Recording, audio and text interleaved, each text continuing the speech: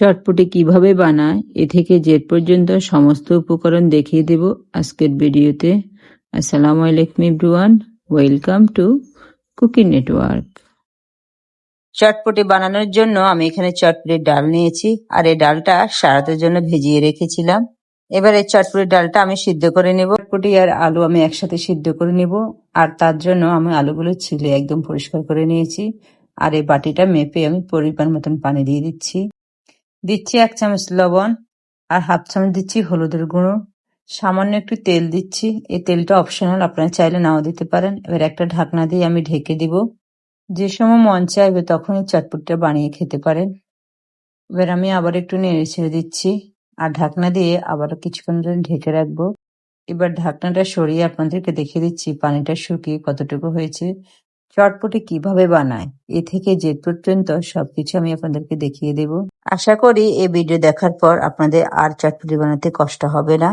আর এখান থেকে আমি যে আলুগুলো উঠিয়ে রেখেছি এগুলো আমি হাত দিয়ে একটু ম্যাশ করে এই চটপটির সাথে মিশিয়ে দেব। তাহলে চটপটিটা আর একটু ঘন হবে আর খেতেও বেশ ভালো লাগবে।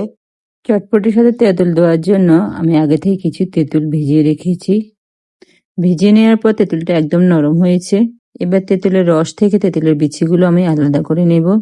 এবারে টকের মধ্যে আমি কিছু মশলা মেশাবো। তার জন্য আমি এখানে 1/2 চামচ দিচ্ছি লবণ, 2 চামচ দিচ্ছি চিনি, 1/2 চামচ দিচ্ছি জিরা গুঁড়ো, 2 চামচ দিচ্ছি চটপটির মশলা।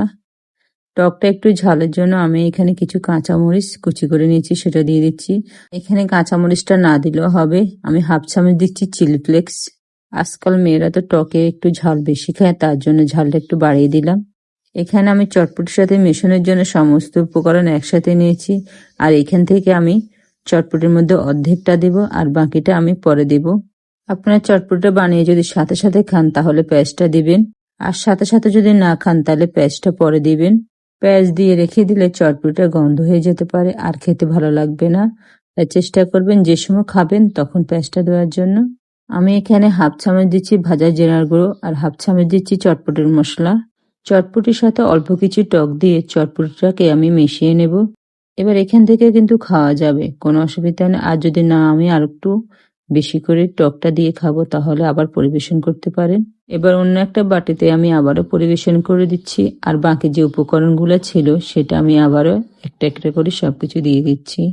এবার কিছু শসা, পেঁয়াজ, ধনিয়া পাতা কুচি, কাঁচামরিচ কুচি, কিছু টক আর চিলি ফ্লেক্স আর কুচানো কিছু ডিম দিয়ে আমি এটাকে পরিবেশন করে নেব।